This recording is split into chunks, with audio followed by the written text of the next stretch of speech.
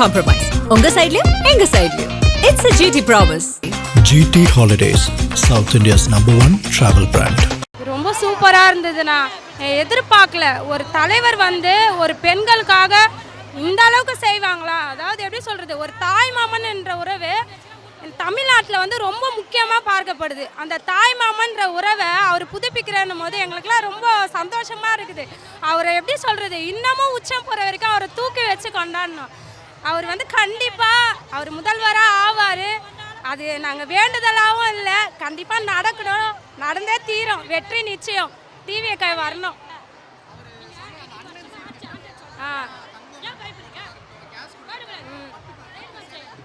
அது ரொம்ப எமோஷ்னல்னா எப்படி சொல்கிறது, ஒரு தலைவர் நம்ம வீட்டில் இருந்து பார்த்தா நம்ம அண்ணன் தம்பிங்க நம்ம கஷ்டப்படும் போது எப்படி உதவுவாங்களோ அந்த அளவுக்கு நான் உதவுறேன்னும் போது இதுக்கு மேலே வேறு என்ன நான் வேணும். ஒரு அரசாங்கம் முக்கியமாக பெண்களை பாதுகாக்கணும்.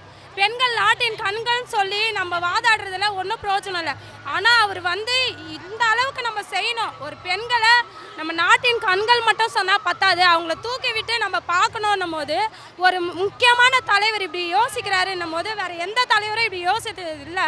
இந்த திட்டத்தை சொல்லும் போதே எங்களுக்கு ரொம்ப மனநிறைவாயிடுச்சு. அது ரொம்ப சந்தோஷமாக இருக்குது. எங்களை வார்த்தையால் சொல்ல முடியல. எங்களுக்கு அவ்வளோ ஒரு சந்தோஷம். எங்களுக்காக குடும்பத்தை விட்டுட்டு மற்ற எல்லாத்தையும் உச்சத்தையும் விட்டுட்டு வராருன்னும் போது எங்களால் ஒரு ஓட்டு போட்டு அவர் ஜெயிக்க வைக்க முடியுன்றதை நாங்கள் நம்புகிறோம். அவர் பர்சனல் லைஃப் பற்றி நிறைய பேர் கிரிட்டிசைஸ் பண்ணும்போது அதை நினச்சில நீங்கள் கவலைப்படாதீங்க, நான் பார்த்துக்கிறேன்ட்டு ரொம்ப கான்ஃபிடென்ட்டாக சொன்னார். அது கேட்கும்போது எப்படி இருந்ததுன்னா, இப்போ நம்மளோட குடும்பத்தில் ஒருத்தர் என்னோட குடும்பத்தை நான் பார்த்துக்கிறேன், உங்கள் குடும்பத்தையும் நான் பார்க்கும்போது என் குடும்பத்தை நான் பார்க்க மாட்டேனா அப்படின்னு அவர் சொல்லும் போது எங்களுக்கு சந்தோஷமாக இருந்தது. சீக்கிரம் அவரோட வாழ்க்கையிலையும் இதே மாதிரி நல்லதே நடக்கணும், வெற்றி நிச்சயமாக இருக்கணும்.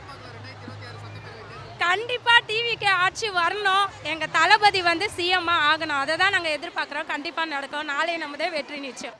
அக்கா ப்ரெக்னெண்ட்டாக இருக்கீங்கன்னு நினைக்கிறேன், வாழ்த்துக்கள். முதல்ல இருந்தாலுமே தளபதியை பார்க்க வரணும், இந்த உடல்நிலையிலுமே நம்ம ரெஸ்ட் எடுக்கணும், அதெல்லாம் இல்லாமல் அண்ணனை பார்க்கணுங்கிறதுக்காக வந்ததுக்காக மாற்றத்துக்காக தான் கண்டிப்பாக வந்தேன் பார்க்குறதுக்கு. எனக்கு விஜய் சார் சின்ன வயசுலேருந்து ரொம்ப பிடிக்கும். பார்க்கணுன்னு பல நாள் கனவு இன்றைக்கி தான் நிறைவேறி இருக்குது. ரொம்ப ரிஸ்க் எடுத்து தான் நான் இங்கே வந்திருக்கேன். ஆனால் இங்கே எல்லாமே கம்ஃபர்டபுளாக இருக்குது. நம்ம உட்கார்ற சேர்லேருந்து பாதுகாப்புலேருந்து எல்லாமே நல்லாவே இருக்குது. மெயினாக சொன்ன விஷயம்லாம் எல்லாமே ரொம்ப சந்தோஷமாக இருக்குது. சிலிண்டர் விஷயம் இருக்கட்டும், இந்த பஸ்ஸு விஷயம் இருக்கட்டும், எல்லாமே ரொம்ப மனசுக்கு ரொம்ப ரொம்ப ஹாப்பியாக இருக்குது. ரொம்ப தேங்க்யூ சார், விஜய் சார். அதுதான் சார் ரொம்ப சந்தோஷமாக, நாங்கள் நினச்சி கூட பார்க்கல, நினைக்காததெல்லாம் பேசி ரொம்ப சந்தோஷப்படுத்திட்டாரு. அவருக்கு ரொம்ப ரொம்ப நன்றி.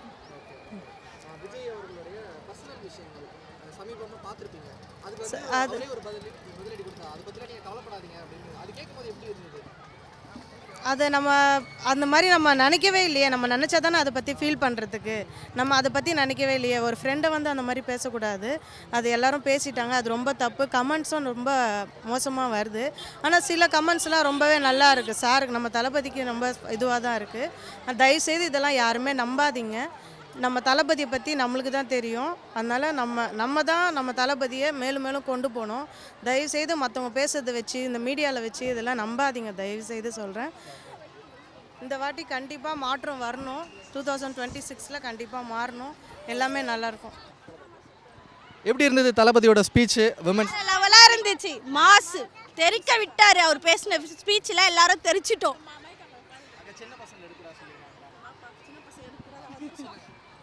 எப்பயுமே வழக்கம் போல் ஒரு ஸ்பீச் எப்பயுமே மாசாக தான் இருக்கும். அதேமாரி இந்த வாட்டியும் ரொம்ப மாசாக தான் இருந்துச்சு.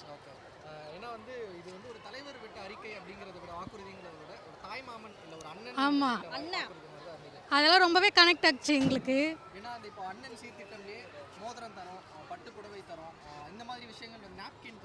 ஆமாம், சரியான நாப்கின், தரமான நாப்கின் தரதாக சொல்லியிருக்காரு.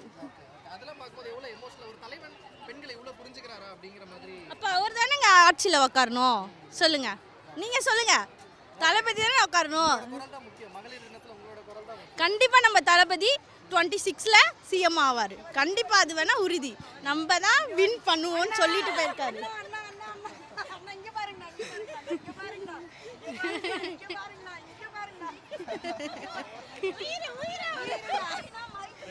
இப்போ இந்த ரீசெண்டாக பார்த்துருப்பீங்க சோஷியல் மீடியாவில் அவரோட பர்சனல் லைஃப் வச்சு அட்டாக் பண்ணுறாங்க. அதுக்கு வந்து இவர் ஒரு யாரும் ஃபீல் பண்ணாதீங்க, அதை நான் பார்த்துக்கிறேன், நீங்கள் ஹேட் ஆகாதீங்க, நான் பார்த்துக்கிறேன்னு சொல்லியிருக்காங்க தளபதி. அது பார்க்கும்போது உங்களுக்கு அது கேட்கும்போது எவ்வளோ ஆறுதலாக இருந்தது? ஏன்னா கண்டிப்பாக ஒரு விஜய் ஃபேன்ஸாக விஜய் தொண்டர்களாக உங்களுக்கு அது ஒரு காயத்தை ஏற்படுத்தி அது ரொம்ப மனசு கஷ்டமாக இருந்தது. பட் தளபதி இப்போ சொன்னும் போது யாரும் ஹார்ட் ஆகாதீங்க, நான் பார்த்துக்கிறேன், அது நான் பார்த்துக்கலாம் அப்படின்னு சொல்லியிருக்காங்க. நீங்கள் எப்படி ஃபீல் பண்ணீங்க? எனக்குமே அது ரொம்ப இதுவாக தான் இருந்துச்சு. ஆனால் அவர் பார்த்துக்கிறேன்னு சொல்லிட்டார்ல, அப்போ கண்டிப்பாக அது பார்த்துப்பாரு. என்ன எதிர்பார்க்கலாம் 2026? சிஎம் தான், அவரு தான் கண்டிப்பாக சிஎம். எப்படி அவ்வளோ ஃபர்ஸ்ட் எலெக்ஷன் பெரிய பெரிய கட்சிகள் இருக்காங்க. எவ்வளோ பெரிய கட்சி இருந்தாலும் நம்ம தளபதி தான் வின் பண்ணுவாங்க. டிவிக்கே தான் உரக்க சொல்லணும், டிவிக்கே தான். பர்சனல் லைஃபுங்கிறத வந்து அரசியல் எடுத்துகிட்டு வர்றதுக்கு இங்கே வந்து கரெக்டான இது வந்து அதுக்கான இடம் இது வந்து கிடையாது. இப்போ கருணாநிதி அவர்களுக்கு பார்த்தீங்கன்னா வந்து அவருக்கு வந்து அத்தனை ஒய்ஃப் இருக்குது. அதை வந்து பொதுப்பான ஒரு மேடைகள் எதை வந்து சொன்னார். முக ஸ்டாலின் அவர்கள் அவர் என்ன பண்ணார், பாத்திமா அவங்களே வந்து இது பண்ணார். இந்த மாதிரி நிறையா எல்லா தலைவர்கள் இருக்குது. இது அவருடைய பர்சனல், அதை வந்து அரசியல் ஆக்கக்கூடாது. தமிழ்நாட்டு மக்களுக்கு அவர் என்ன பண்ணுறாரு, என்ன வாக்குறுதி கொடுக்குறாரு அப்படிங்கிறத தான் பார்க்கணும். எங்கள் தளபதி அவர்கள் எங்களுக்காக வந்து நிற்பார், எங்களுக்கு எல்லாமே செய்வார். அப்படிங்கிறதுல வந்து முக்கியமாக பெண்களுக்கான பாதுகாப்பு இந்த இடத்துல ஒரு 2 வயசு குழந்தை கூட வந்து இல்லை அப்படின்னா ஒரு பிச்சை எடுக்கிற அம்மா அவங்க என்ன பண்ணுவாங்க, காம உணர்ச்சியை வந்து தூண்டுற மாதிரி வந்து ட்ரெஸ் எல்லாம் போடுறாங்க அப்படின்னு சொல்கிறாங்க. அவங்க என்ன பண்ணாங்க, அவங்கக்கிட்ட என்ன அப்படி இருந்தது? ஸோ அப்போ என்ன காரணம் அப்படின்னா சரியான ஆட்சிகளும் அதிகாரங்கள்லாம் இருக்குது. அது எல்லாமே வந்து அவங்களுடைய கட்டுப்பாட்டில் வச்சுக்கிட்டு இருக்கிறாங்க. ஸோ இதெல்லாம் மாறணும் அப்படின்னா ஒரு மாற்றம் வேணும்னா எங்கள் தளபதி அவர்கள் வரணும், வந்தால் மட்டும்தான் அந்த மாற்றம் வந்து உருவாகும் அப்படிங்கிறத வந்து நாங்கள் நினைக்கிறோம். இப்போ நீங்கள் பார்த்தீங்கன்னா தளபதி அவர்களுக்கு வந்து எல்லாருமே பார்த்தீங்கன்னா கூட்டணிகள் எல்லாம் அது இதுன்னு ஏதோ சொல்கிறாங்க. பெண்கள் கூட்டணி நாங்கள் இருக்கிறோம், என்டிஏ கூட்டணி நீங்கள் என்ன, எங்கெல்லாம் ஒன்றுமே பண்ணவே முடியாது. அவருக்கு பின்னாடி பெண்கள் கூட்டணி அவ்வளோ பேர் நிற்கிறோம். எங்கள் தளபதி அவர்களை வந்து அருகில ஏற்றுவோம், வெற்றி வகை சூட வைப்பங்கிறத கண்டிப்பாக சொல்லிக்கிட்டோம். ஒரு பெண்ணு நினச்சா ஒரு ஆணை வந்து அரசனாகவும் ஆக்குவா, அதே நேரத்தில் வந்துட்டு கீழே போட்டு மிதிப்பா. எங்கள் தளபதி அவர்களை வந்து அருகில ஏற்றுறோம், திமுக வந்து கீழே வீழ்த்துறோங்கிறத இந்த இடத்துல வந்து ரொம்ப பெருமையாக கட்ஸோட சொல்லிக்கிறோம். நாங்கள் சூப்பராக இருந்துச்சு. ஒரு தங்கச்சியாக நாங்கள் ரொம்ப சந்தோஷமாக இருக்கோம். பெண்களுக்காக நிறைய திட்டங்கள் அறிவித்தார், அதை பாதுகாப்புக்கு ரொம்ப முக்கியத்துவம் கொடுத்துருக்காரு. அது ரொம்ப சந்தோஷமாக இருக்குது. ஆமாம், தாய் மாமனா அண்ணனா தம்பியா எல்லாமாவே எங்களுக்கு அவர் தான் இருக்கார். ஆமாம்.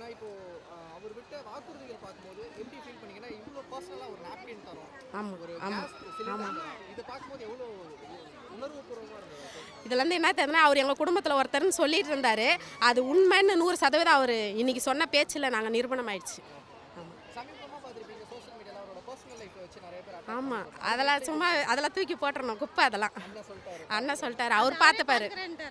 எங்கள் பிரச்சனையும் அவர் பார்த்துப்பாரு, அவர் பிரச்சனையும் அவரே பார்த்துப்பாரு. கண்டிப்பாக கஷ்டமாக தான் இருந்துச்சு. எங்களுக்கு அது கஷ்டமாக இருந்து இப்போ சொல்லும் போது அது ரொம்ப அவரே பார்த்துக்கணும், எங்களுக்கு சந்தோஷமாயிடுச்சு. இனிமேல் அந்த பிரச்சனை நாங்கள் கண்டுக்க கூடாது.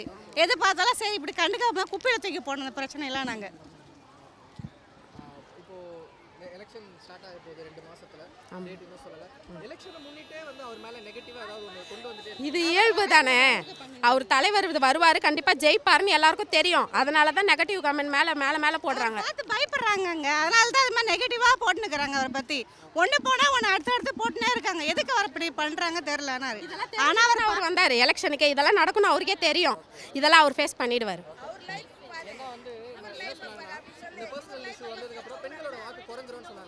கண்டிப்பாக குறையவே குறையாது, இன்னும் அதிகமாகும். நாங்கள் விட மாட்டோம், நாங்கள் விடவே மாட்டோம்.